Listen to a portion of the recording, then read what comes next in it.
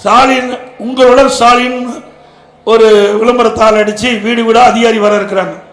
உங்களுடன் ஸ்டாலின் இதுவரைக்கும் யாரோட இருந்தாலும் தெரியல. இப்பதான் மக்கள் பற்றி கவலைப்பட்டிருக்காரு நம்முடைய முதலமைச்சர். இதுவரைக்கும் கும்பகரணம் போல தூங்கிட்டு அடுத்த ஆண்டு தேர்தல் இருக்குது, 8 மாசம் தேர்தல் வர இருக்குது. இப்போ யாரோ ஒரு ஐடியா கொடுத்துருக்குறாங்க. அந்த ஐடியாவில் இப்படி ஒரு விளம்பரத்தாள் அடிச்சு 46 பிரச்சனை தமிழ்நாட்டு மக்களுக்கு இருக்குது. அந்த பிரச்சனையெல்லாம் சம்பந்தப்பட்ட அதிகாரிகள் வீடு வீடா வந்து ஆய்வு செய்து நீங்க சொல்லிக்கிட்ட பிரச்சனையை சம்பந்தப்பட்ட துறைக்கு சொல்லி அதை தீர்த்து வைப்பதா இப்போ அவர் தொடங்கி வச்சிருக்காரு. அப்படின்னா 46 பிரச்சனை மக்களுக்கு இருப்பது இந்த அரசாங்கத்துக்கு தெரியுது, இந்த முதலமைச்சருக்கு தெரியுது. 4 ஆண்டு காலம் என்ன பண்ணிக்கிட்டு இருந்தா அவர் தானே முதலமைச்சர். இந்த திமுக அரசாங்கம் தான் இருந்தது. அப்ப மக்களுடைய பிரச்சனை இருக்குதுன்னு தெரியுமில்ல. ஏன்னா அடுத்த ஆண்டு தேர்தல் வர இருக்குது.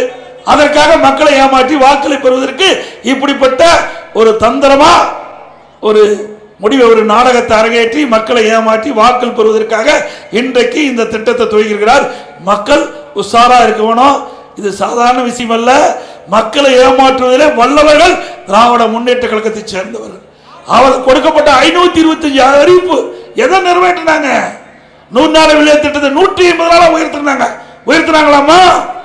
150 நாளா உயர்த்தினாங்களா? இது பொய் தானே, பொய் வாக்குறுதி தானே.